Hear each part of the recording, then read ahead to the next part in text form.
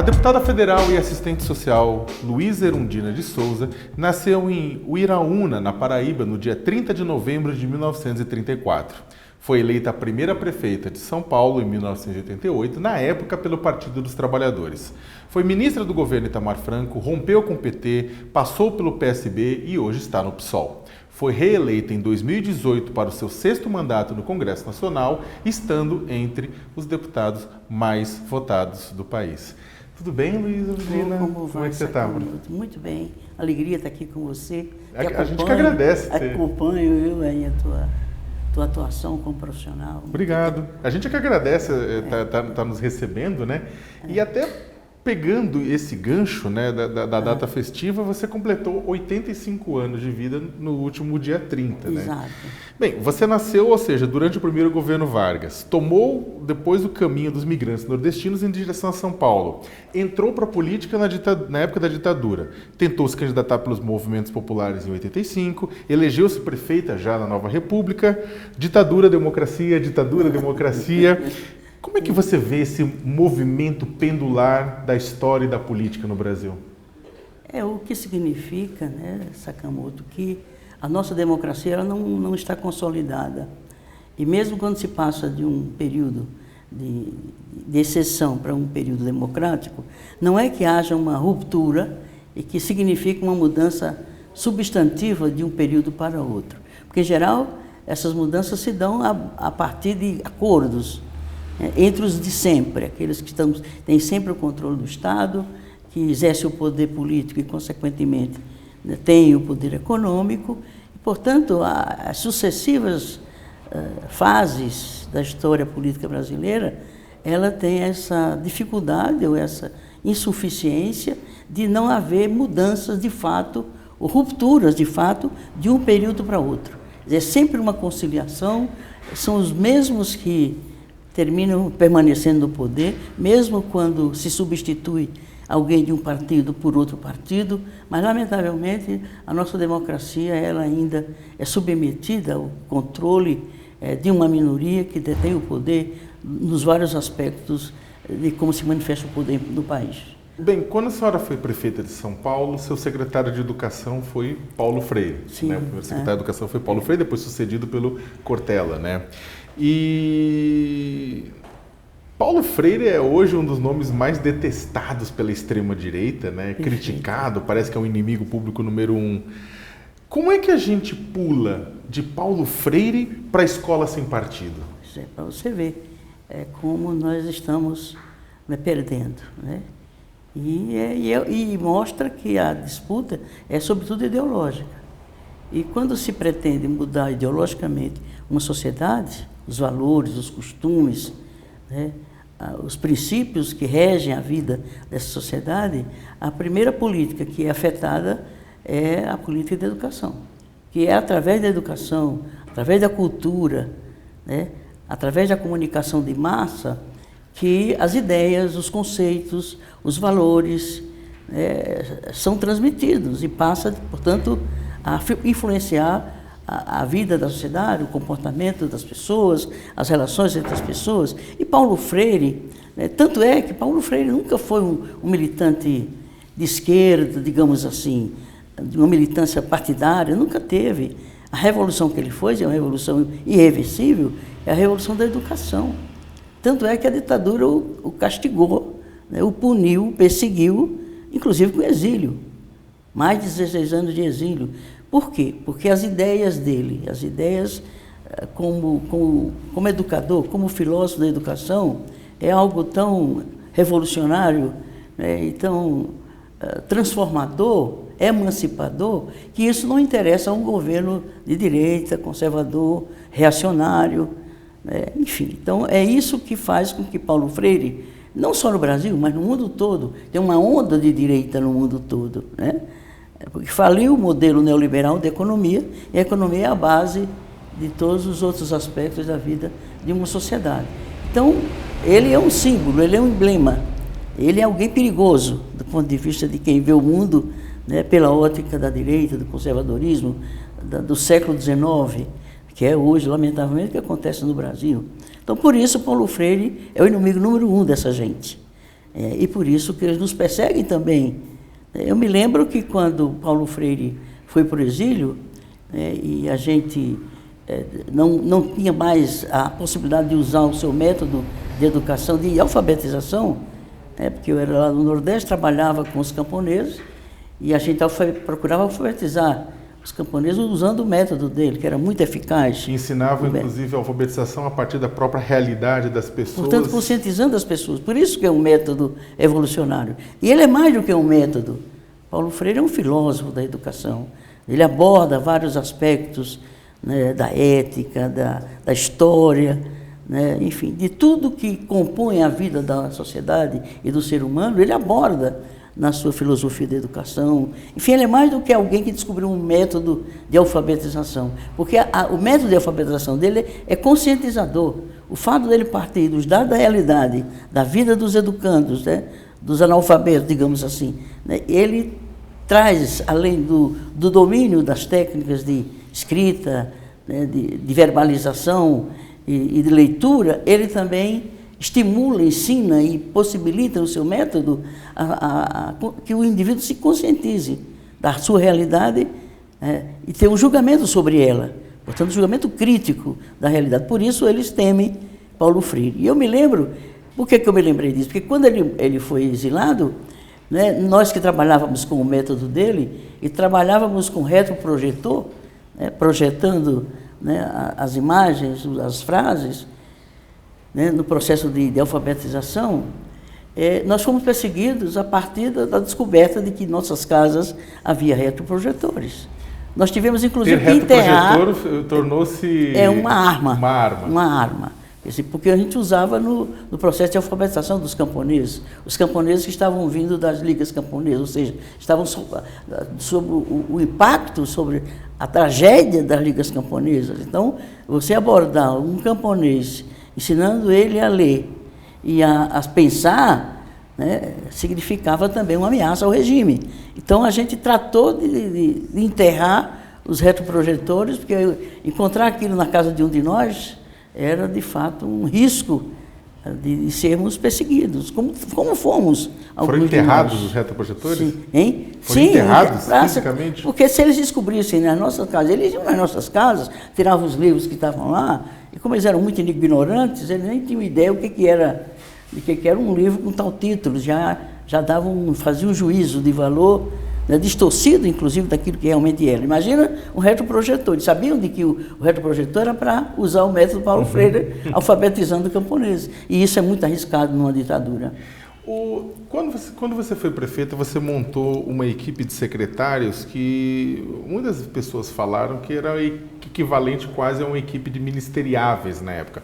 Eram nomes fortes, pesquisadores, nomes técnicos na área. De várias universidades. Várias universidades conhecidos.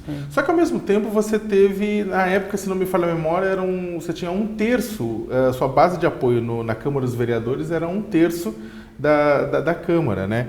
E aí... E hoje em dia, uma parte significativa da esquerda reclama, fala que tem que compor, tem que articular, tem que fazer aliança. Como é que você compara aquele momento de governar com 1/3 da Câmara com hoje, né, digamos, com os governos de esquerda que defendem essa composição com grupos diferentes para poder governar? E é o sistema presidencialista, que tanto é no município como é no Estado e na União, né? É um sistema que, se o partido que governa não conseguir construir maioria no legislativo, ele fica realmente a depender de acordos no legislativo para viabilizar a aprovação de suas matérias. Mas eu entendo, e foi o que nós fizemos, que ter minoria no legislativo, não só por isso, é que o que define, o que caracteriza uma gestão de um partido de esquerda e que tem uma vocação socialista, ou seja, compromissos com valores socialistas, né, precisa governar de forma diferente. A gestão tem que ser uma gestão democrática, participativa, em que o poder é dividido entre quem governa e quem é a fonte do poder, que são aqueles que nos trouxeram para exercer em seu nome um determinado governo, um determinado mandato, etc. Foi o que nós fizemos. Nosso governo todas as questões mais importantes, as questões estratégicas mais importantes, passavam pelo crivo das organizações populares. Desde o orçamento anual, né, até as políticas setoriais, cada secretaria tinha um conselho de representantes da sociedade civil eleitos diretamente, junto com os órgãos de governo, né, decidindo as questões, as decisões estratégicas, cujo efeito iam recair sobre a vida das pessoas.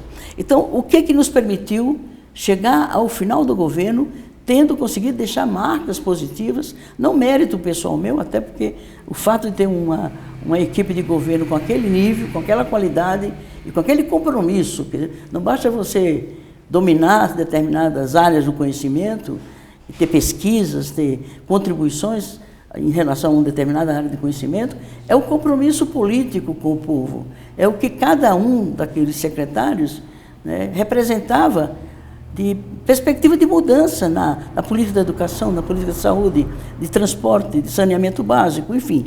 Então, isso fez com que nós conseguíssemos sobreviver 4 anos sem maioria na Câmara, que nós éramos apenas, como você disse mesmo, quer dizer, 1/3, que era o número de votos que a gente conseguiu naquele momento, mas a gente conseguia aprovar porque a pressão popular era muito forte. Fazer uma provocação leve para a senhora, para você, desculpa, fazer uma provocação leve para você.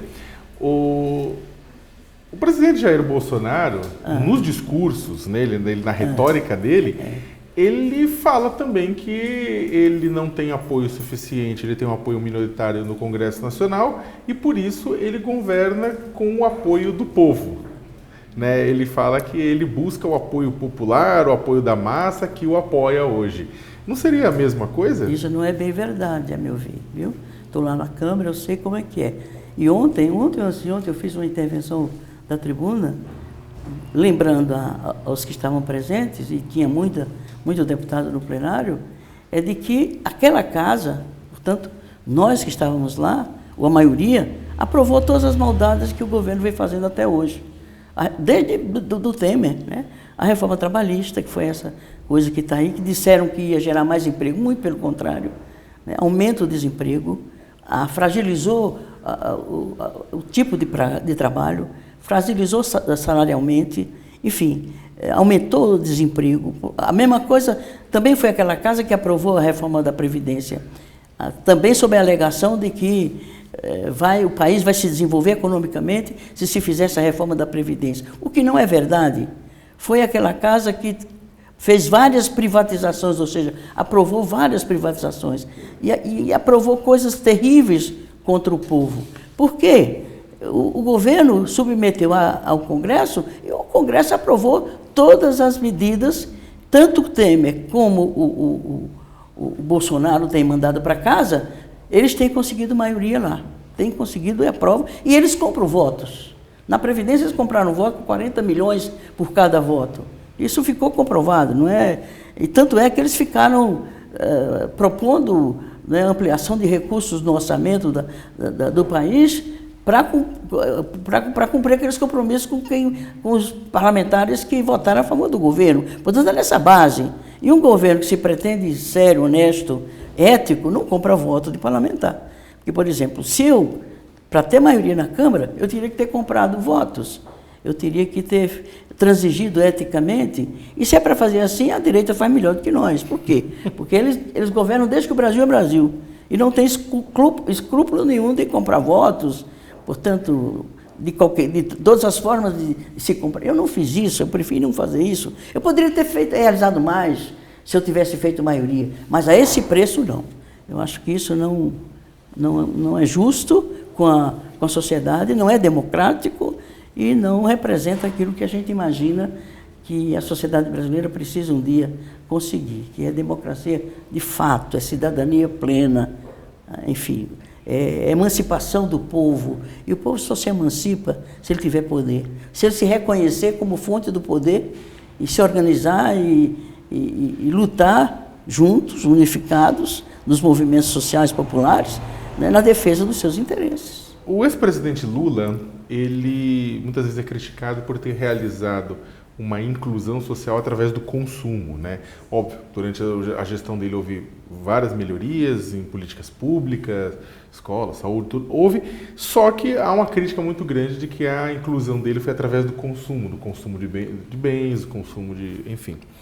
E a senhora já sempre defendeu nos discursos que a inclusão deveria ser via educação, via saúde, via serviços públicos, né? Lendo os discursos da senhora. A senhora acha que ele errou? Olha, ele não fez uma opção, né, de acordo com o projeto original do PT. Né?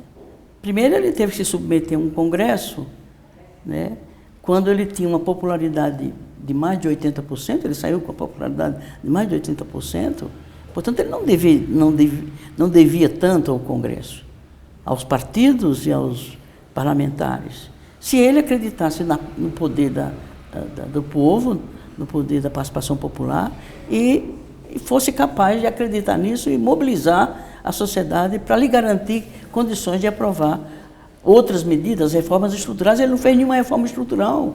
Ele não fez reforma estrutural.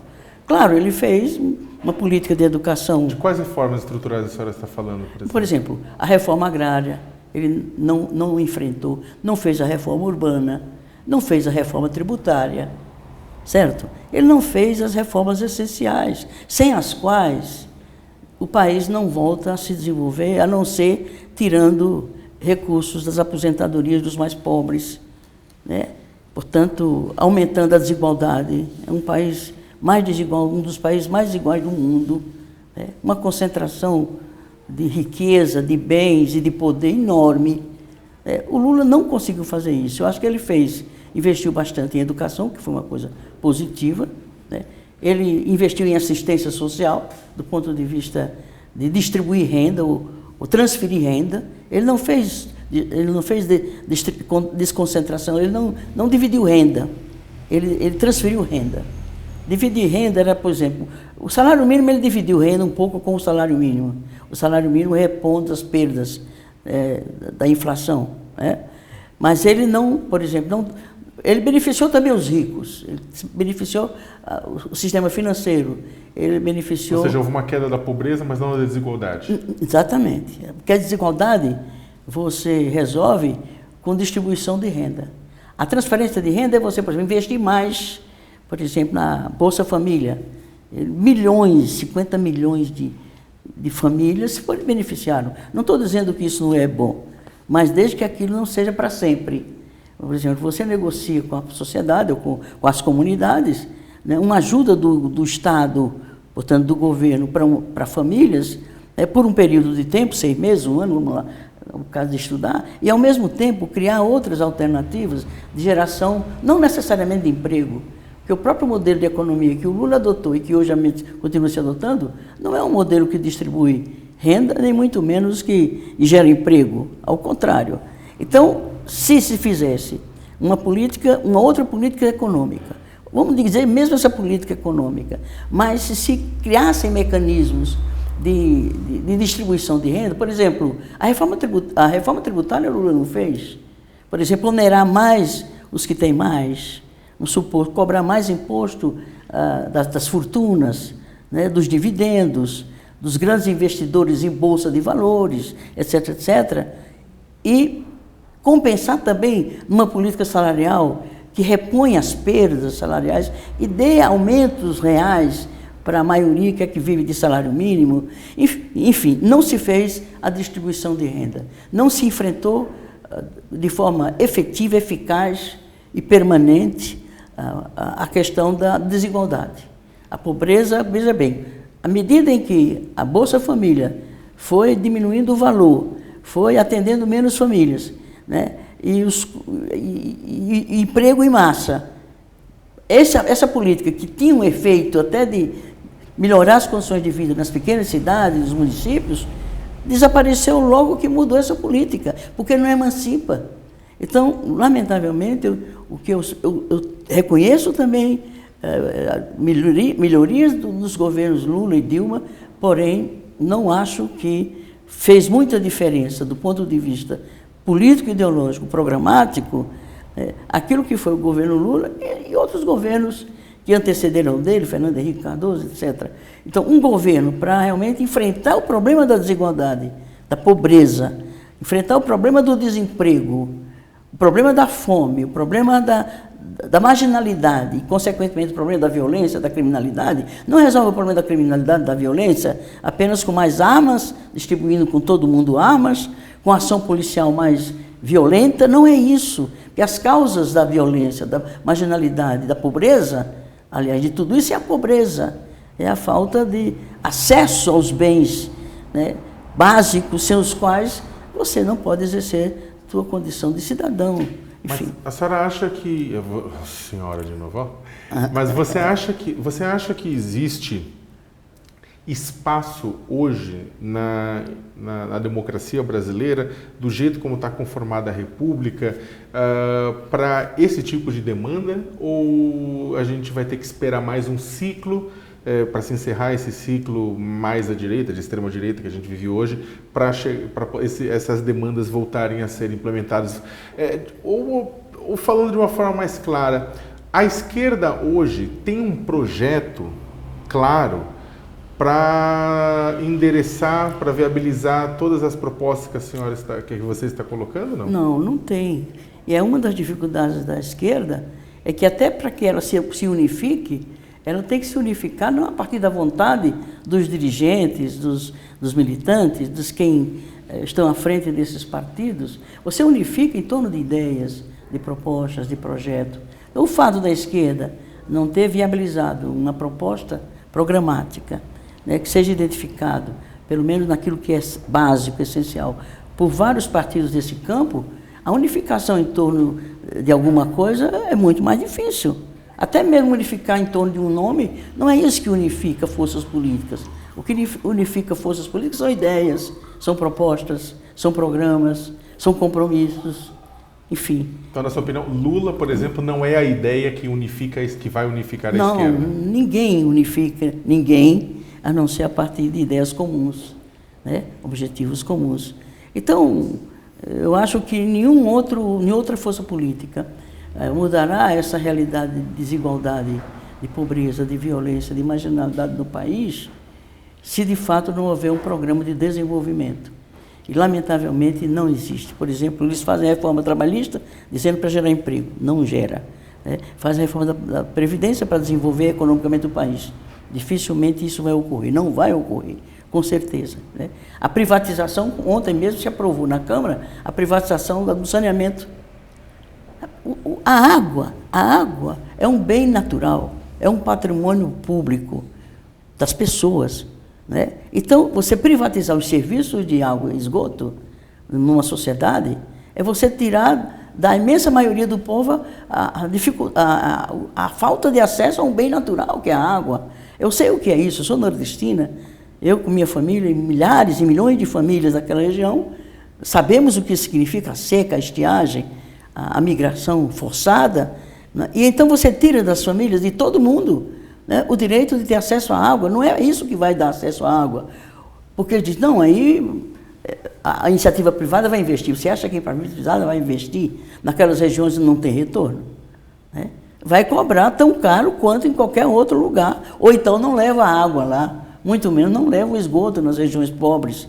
Então, uma política de saneamento básico, que é um direito humano fundamental, como está na Carta da ONU, né? E está na Constituição Federal do Brasil, o direito a esses são os direitos fundamentais do ser humano. Você privatizar isso é você dizer, olha, você não vai ter mais direito à água, não vai ter direito à energia, não tem mais direito ao básico, ao essencial, não tem direito à moradia, não tem direito, porque você não tem dinheiro para bancar. Né? Por exemplo, a universalização da banda larga. Quer dizer, hoje em dia a internet passa a ser uma questão essencial na vida das pessoas. Né? E hoje grande parte das regiões do país ainda não são atingidas pelo sinal da internet. Internet de banda larga, né? Não está chegando lá. Se criou um fundo, o FUST, já tem mais de 20 bilhões acumulados e não se faz esse investimento na universalização desse serviço. Portanto, os governos todos que passaram por aí, porque não tiveram vontade política, ou porque não tiveram condições políticas, ou por qualquer das razões, não começou a reverter esse quadro de desigualdade, de injustiça, né, da imensa maioria do povo brasileiro. Consequentemente, nós vivemos exatamente desses ciclos, né? Melhora um pouco, depois piora, né? E num momento de crise mundial, digamos assim, né? Hoje, com a globalização da economia, com a globalização do trânsito das pessoas em para outras partes do mundo, isso torna a coisa mais complexa e, consequentemente, dificilmente um governo que não governe com o povo, não estou dizendo isso, não estou falando de socialismo, muito menos de comunismo, mas uma sociedade verdadeiramente democrática, em que as pessoas tenham acesso à educação para poder compreender a realidade, ter acesso a um trabalho, uma qualificação profissional, para ter acesso ao mercado de trabalho, ter acesso à educação, nos vários níveis do avanço da educação, da cultura no mundo hoje. Sem isso, meu irmão, não tem governo nenhum que seja capaz de promover, a não ser, né, assistencialismo, medidas compensatórias, que não dura além de um governo, e olhe lá. Você acredita que o PSOL ele é um caminho para atingir esse projeto que a gente está falando, que ele ainda não está colocado sobre a mesa? Porque quando você saiu do PSB, você entrou no PSOL, inicialmente você pensava inclusive, participou da abertura de um movimento raiz, né? Sim. Que poderia, inclusive, desaguar num partido, acabou não desaguando, você acabou ficando no PSOL. Você acredita que o PSOL é o caminho para isso? E aí, uma nova provocação, porque é o seguinte, o PSOL ele nasce de uma dissidência do Partido dos Trabalhadores, e hoje, na oposição a Bolsonaro, o PSOL volta a estar muito próximo do Partido dos Trabalhadores, tanto que já negocia para o ano que vem acordos, alianças para algumas prefeituras chaves do país.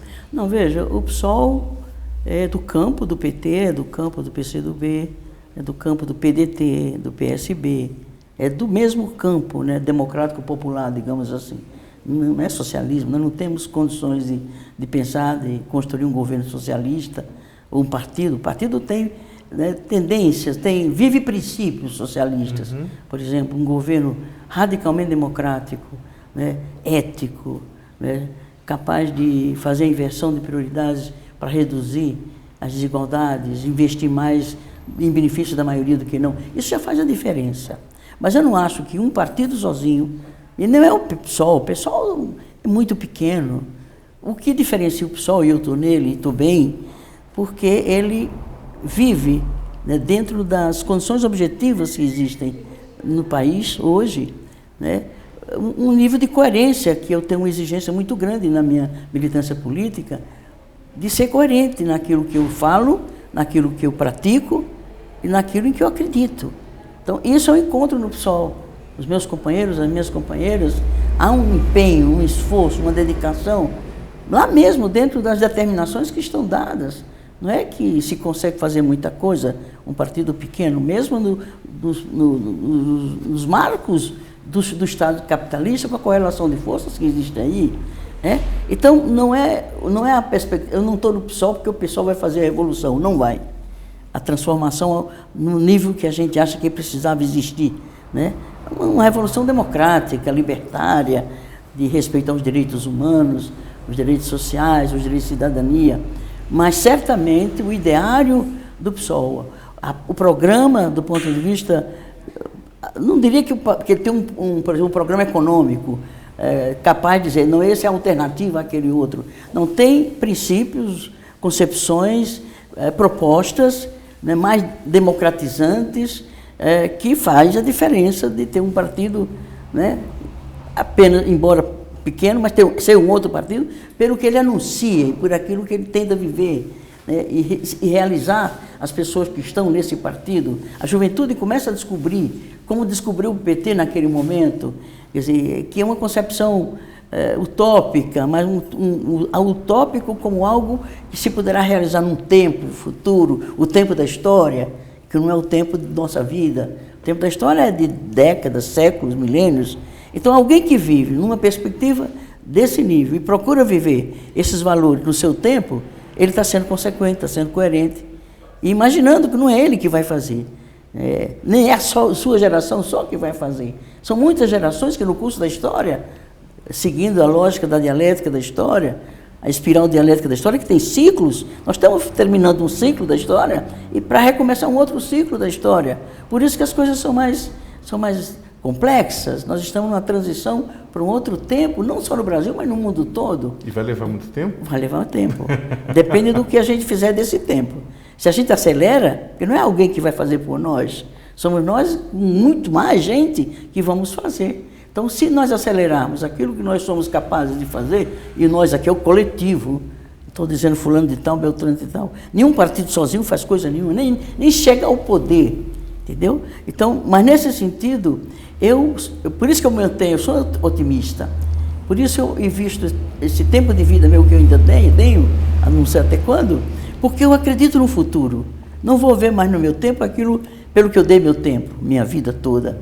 Mas acredito que a história não para, a história não anda para trás, a história dá saltos. A partir da ação dos seres humanos, da ação, né, dos sujeitos livres, né? Como dizia Hannah Arendt, a política é feita, né, é uma ação de sujeitos coletivos, nunca é uma pessoa só. E sujeitos coletivos com um propósito comum e muito forte, ao ponto de você não desistir, apesar das perdas e das derrotas. Então, é nesse sentido que eu vejo a política e acho que um partido como o PSOL, pelo menos, ajuda a gente a ir avançando, não sei até para quanto tempo, mas é algo que nos coloca em movimento, nos faz resistir, apesar dos desacertos que estão dados aí. Em geral, a gente termina a noite, no trabalho, às madrugadas, a gente olha um para o outro e diz assim, olha, lutamos como nunca, perdemos como sempre, mas a luta continua. É um pouco esse sentimento de luta coletiva. Todo mundo tem que se juntar, se unir, mobilizar suas forças, sua inteligência, sua capacidade, para a gente começar a ver mudanças. Deixa eu fazer uma pergunta, perguntando para a cidadã Luísa Erundina de Souza. Qual foi a melhor prefeita de São Paulo? No governo de São Paulo. A melhor prefeita de São acho. Paulo. Melhor governo. Qual na sua opinião, foi a melhor prefeita de São Paulo? Eu só estou duas prefeitas de São Paulo. Né? Então.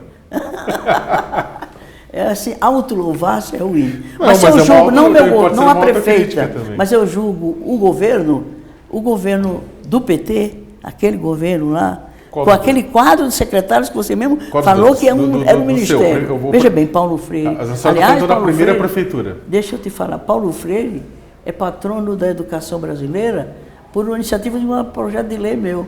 E que os bolsonaristas estão querendo derrubar. Já tentaram fazer isso no Senado, antes do Bolsonaro presidente. Agora tem 3 projetos de lei de deputados do PSOL, aliás, do partido do Bolsonaro, PSL, tentando tirar, o PSL, caçar o título de Paulo Freire, patrono da educação brasileira, que é uma lei federal de minha iniciativa, que o tornou patrono. E ele é reconhecido no mundo inteiro, mais do que no Brasil, e querem caçá-lo de novo. Né? Então, veja bem, você mesmo reconheceu que aquele secretariado era um secretariado ministerial. Né? Portanto, não foi Luísa Erundina que realizou aquele governo.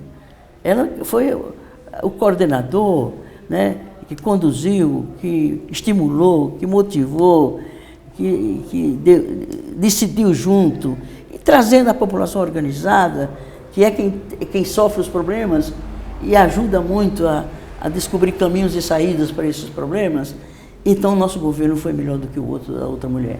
Tem uma cena que ficou marcada também na história política da cidade de São Paulo, que você ia sair como candidata a vice-prefeita, e seria vice-prefeito, porque ele foi eleito do Fernando Haddad, e aquilo se desfez, né, aquela aliança com o PSB para colocá-la como candidata a vice se desfez, no momento que o ex-presidente Lula foi até a casa de Paulo Maluf, né, e teve aquela célebre foto, né, dele apertando a mão do Maluf com o Fernando Haddad junto, né? A pergunta parece quase revista de fofoca, mas é que é impossível não conversar sobre aquela cena com você. O que representa aquela cena? O que você sentiu na hora? Por que a sua resposta foi muito rápida, né? No sentido de, tô fora, né? Queria que você falasse um pouco sobre aquele momento. Eu não conversei com ninguém sobre aquela decisão. Eu estava diante do computador, acompanhando as notícias, e eu vi a notícia, Paulo Maluf na porta da mansão dele, passando a mão na cabeça do Haddad, cumprimentando o Lula e celebrando aquele momento. Olha, é aquilo que eu digo a você. Uma das coisas que mais é importante para a minha militância, para as minhas decisões políticas, é a coerência. Então, eu me compor numa chapa, né? Como eu ia compor, aquilo foi, inclusive, anunciado oficialmente, publicamente, poucos dias antes, né?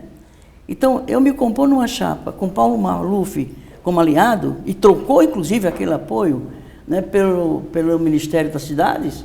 Foi ele que indicou, em seguida, no governo federal, o ministro do Ministério das Cidades.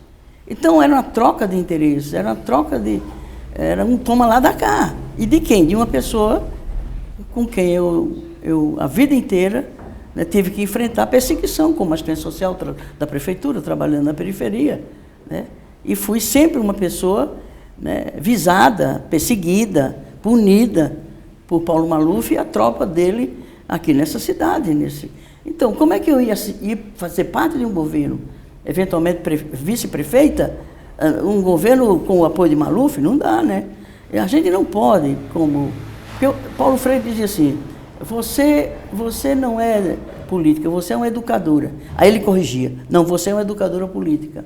Então, como é que eu ia me colocar diante da juventude, né, que é quem ainda está aprendendo e deve ser interessada pela política, né, valorizar a política, optar pela política num dado momento da vida, senão a gente não renova a liderança desse país? Como é que eu vou fazer isso, ou contribuir nesse sentido, se eu transijo na minha prática política? Eu tenho um discurso e tenho uma outra prática. Aí, nesse sentido, eu sou educadora. Você está falando com relação à questão da coerência e do PT, e o PT é muito criticado por conta disso. Agora, o PT, até quando aconteceu, acho que essa situação dessa foto, ele também, militantes criticaram você, falaram não, mas ela foi para o governo Itamar, não, ela já fez chapa com o Michel Temer no passado, não, nisso. Como é que você respondeu a isso? Como é que você responde a isso de que, mas ela também não foi coerente? Veja, quem decidiu a composição daquela chapa, que eu era cabeça, uma coisa é você ser cabeça, outra coisa é você ser vice.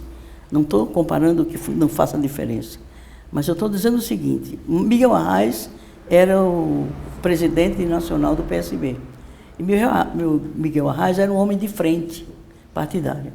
Ele tinha até uma expressão muito interessante, ele disse, se eu tiver, com a qual eu não concordo, se eu tiver no volante, né, não importa quem esteja lá atrás no caminhão, eu estou conduzindo o caminhão, então, aquela concepção de frente que ele tinha, né? Então, naquele momento, né, e um militante num partido de esquerda não decide as coisas por si mesmo, ele decide de acordo com a participação da liderança, dos dirigentes, do coletivo que decide as coisas. Naquele momento acharam que ter um candidato no nível de Michel Temer, que não tinha essa versão, não se conhecia esse Michel Temer que era naquele momento. Ele era o candidato pelo PMDB. E numa política de frente, então isso foi aceito pelo PSB no Estado, pelo PSB nacional, e eu era candidata a prefeita naquele momento. Não acho que houve incoerência. Por outro lado, a outra questão, né, de ter... O que foi mesmo? Do governo Itamar. Do governo Itamar. Eu acho que pelo contrário. Acho que o PT é que foi oportunista naquela ocasião. Veja bem, nós acabávamos de tirar o Collor do governo. Primeiro, o impeachment do Collor teve uma participação importante do PT, do Lula, da esquerda, né? E a mídia também contribuiu, tanto para eleger como também para derrubar. Não é a mídia como um todo, uma certa mídia aí fez isso, né? Então, eu não acho, ao contrário, e fomos nós que contribuímos para a saída do Collor. Agora, imagina, um país que tinha feito a primeira eleição direta, né, com o Collor, elegeu o Collor pela primeira vez depois da ditadura, né? E esse primeiro presidente eleito diretamente depois da ditadura foi afastado, com o impeachment, né? Então, a instabilidade política estava à vista, né?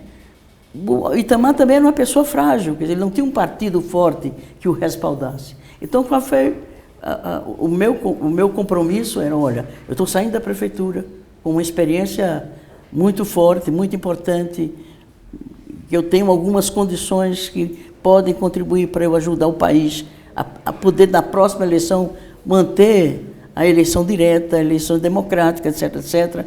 E nós não podemos deixar, né, o país nas mãos de alguém frágil, sem um partido forte, né? Qual era a perspectiva?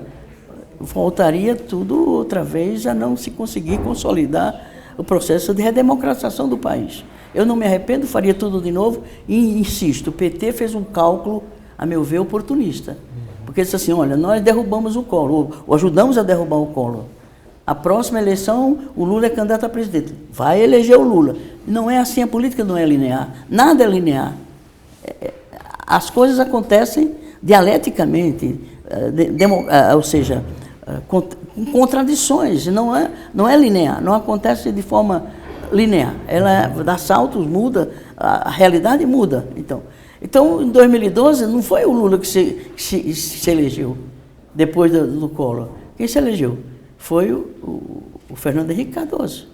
Então, nesse sentido, a gente não pode, por conta de uma situação conjuntural, tomar uma decisão, né, que possa ferir a lógica daquela decisão. Então, veja bem, eu lutei pela democracia, luto pela democracia, fui perseguida pela ditadura militar, lutei pela derrubada do Collor, queria que o país se firmasse no processo de redemocratização. Resultado, eu fui ajudar o país. PT não, eu quero, quem sabe daqui a 2 anos e meio eu elejo o Lula. E não elegeu o Lula. E tanto é que o Lula, depois de algum tempo, ele fez autocrítica, ele era candidato e ele estava fazendo uma campanha, um momento de um evento que o Itamar estava junto, e aí ele fez uma certa autocrítica, nós poderíamos ter ido para o teu governo, mas agora é tarde, não é como você deixou, eu não fui para uma festa, foi um piquenique. Não, você deixou de ir ajudar o país no momento crítico da vida do país. Então, eu acho que eu fiz o que eu devia, né? Não me arrependo de ter enfrentado o PT, e não foi fácil, foi um verdadeiro julgamento público contra a minha decisão, mas eu tomaria de novo com todas as consequências daquela decisão. Bem, são 85 anos de vida, né, décadas de política.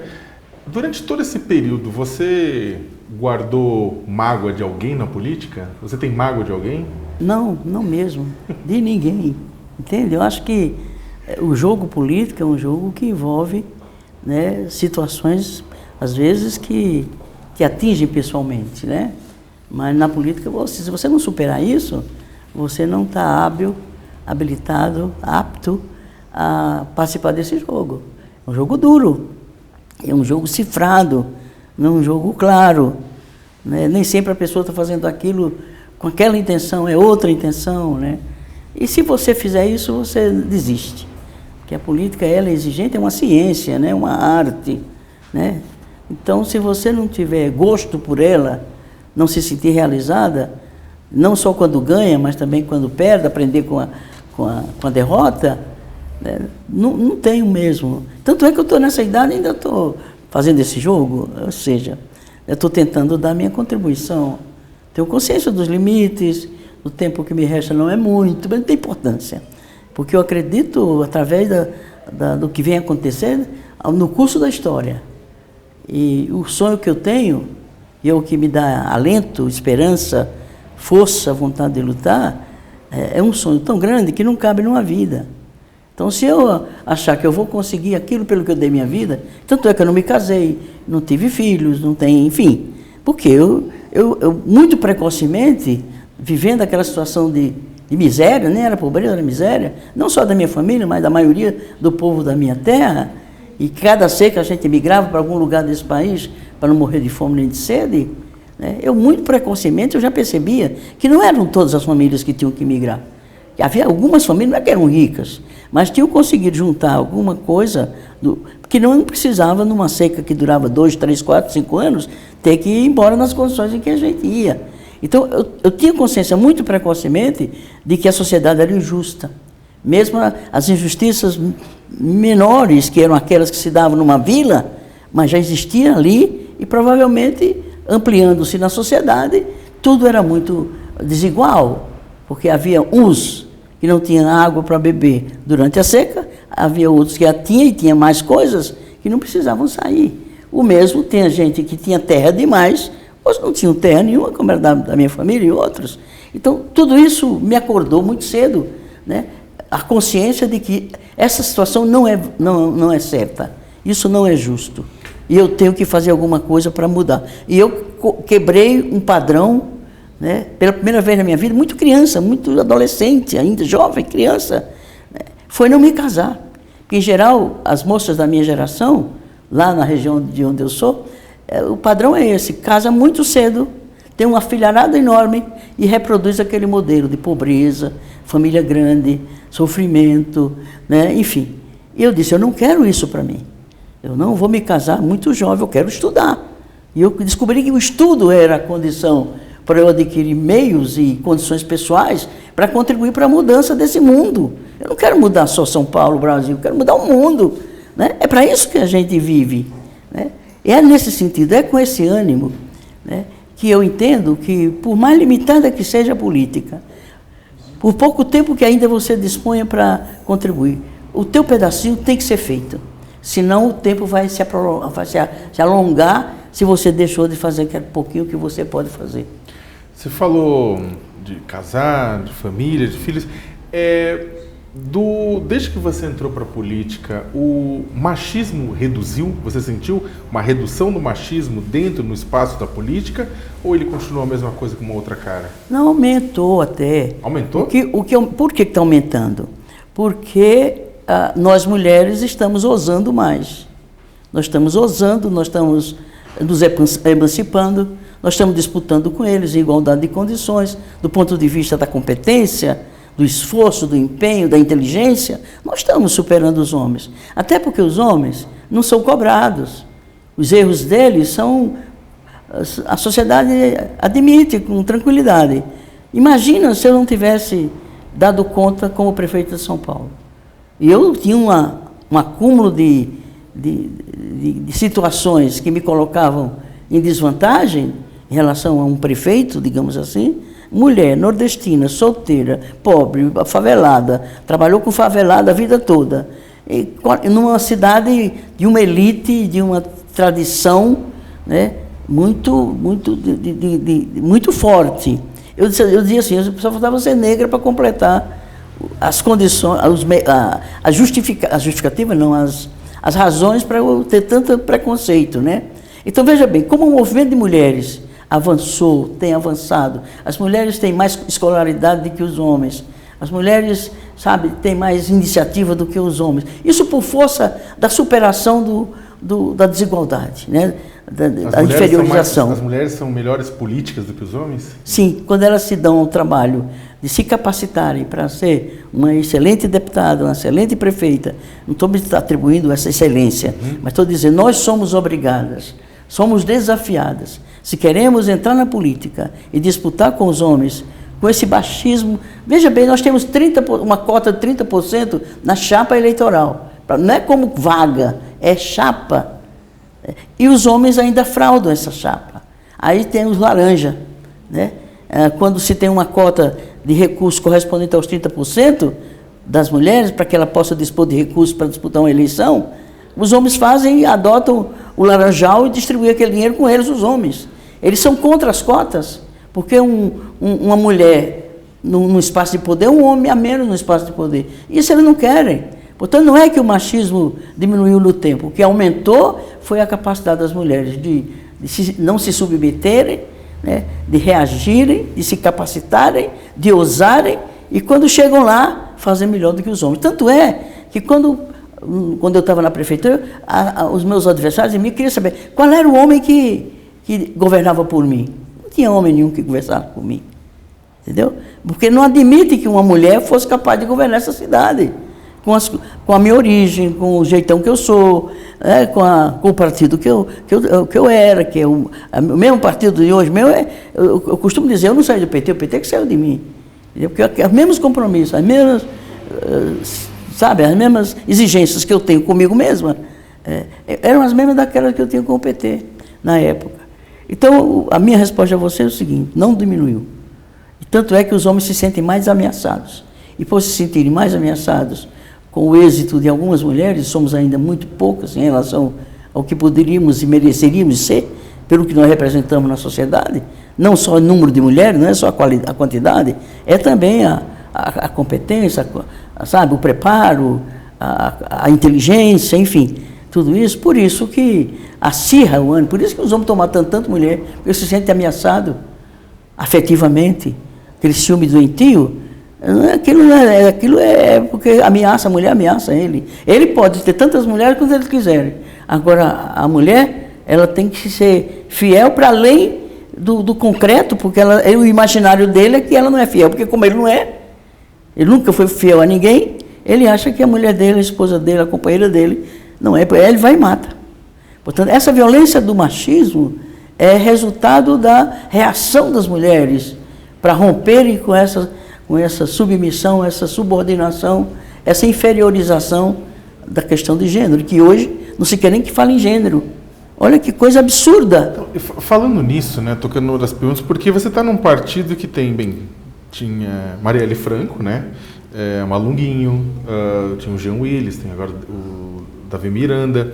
Ou seja, você sai do PT, que é um partido com uma diversidade grande de classes, né, de diversidade de classes, né, tem trabalhadores, tem acadêmicos, tem isso, e do outro lado você vai agora para um partido que tem uma diversidade grande de identidades, né? Mas não só, né? E aí, como é que essa mudança? Essa mudança não é só entre partidos, é uma mudança da própria esquerda, do próprio debate brasileiro, né? A gente estava discutindo a luta de classes, década de 70, grandes greves do ABC, na época da redemocratização, e agora você tem uma grande discussão pública a respeito das identidades, do gênero e tudo isso mais. Essa é uma realidade no mundo todo, né? O que é avanço, representa avanço. Porque se a sociedade é diversa, né, plural, deve haver espaço de manifestação e de fala para todo mundo, né?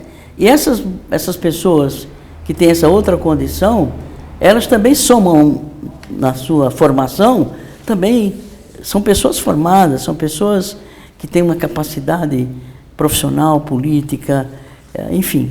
Então, eu acho, isso até me faz bem de ver que o PSOL também se caracteriza por isso, porque significa que quando se fala na igualdade de direitos, né, igualdade, né, em todos os sentidos, o partido não só fala, mas ele admite, né? E essas pessoas têm um papel fundamental na política, não só para defender, né, os direitos econômicos, sociais, políticos, mas também os direitos de gênero, de raça, de etnia, enfim, né? É passar para a prática aquilo que é discurso da esquerda, né? E só pode ser da esquerda, não pode ser da direita, porque a direita é homofóbica, a direita é atrasada, é reacionária. Mas toda a direita? Não, não toda a direita, mas é um traço da direita. E quando ela tem poder, meu irmão, aí pronto. É o que está acontecendo hoje. Eles retrocedem séculos em relação às conquistas da sociedade, do mundo, humano, enfim. Que é coisas que estão acontecendo nesse governo aí, século XIX. Nós estamos no século XXI. E para terminar a nossa conversa, o nosso bate-papo, eu queria perguntar do seu futuro político. Você, o seu nome aparece sempre na disputa para a Prefeitura de São Paulo, né, ou como cabeça de chapa, ou como vice. Você pretende sair para disputar numa chapa a Prefeitura de São Paulo, como cabeça ou como vice nas próximas eleições? E o que você pretende, né, para os próximos anos, como Luísa Erundina, como política? Não, veja, eu quero continuar o que eu estou fazendo. Não necessariamente ser candidata, eu não serei mais candidata, mas não sairei da política. Não será mais candidata na vice-prefeitura, não? Não, nem a deputada. Esse é o último mandato. Esse é o último mandato, se encerra em 2022, sim, então? Sim, eu já estou com 85 anos. Estou hoje em plena consciência, tenho memória, tenho capacidade de trabalho intelectual, enfim, né? Mas a gente tem que saber também o tempo, entendeu? Eu quero ver mais jovens assumindo o protagonismo na política, se assumindo na política. E é mais um fator de preconceito. Além de eu ser mulher nordestina, pobre, de esquerda, agora eu sou velha. E não pensa que isso não pesa. Já na última eleição pesou. Não é por isso que eu não serei mais candidata, não. É porque eu tomei consciência que está na hora. Não por mim, pessoalmente, eu não vou sair da política. Mas de mandato... Porque a luta política, a maior eficácia não é no parlamento. Às vezes eu me pergunto, o que eu estou fazendo aqui?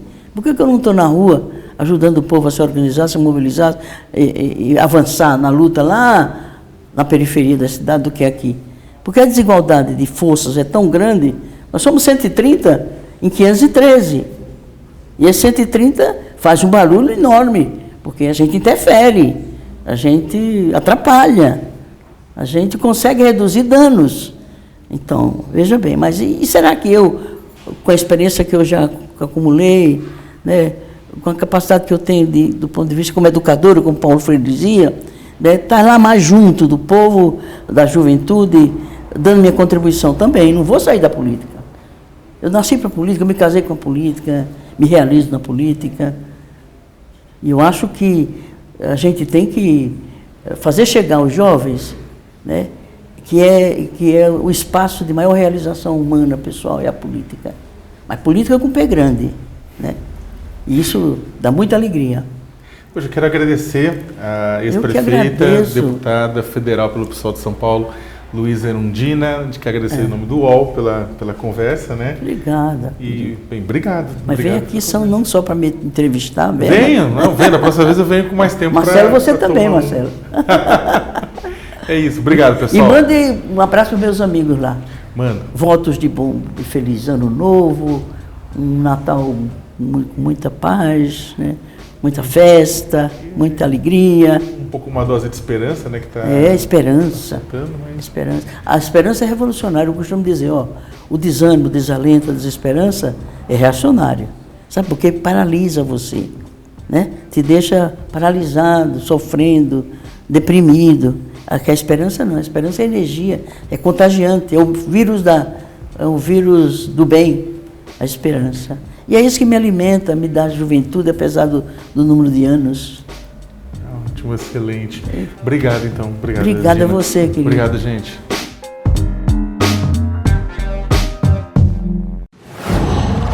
Qual?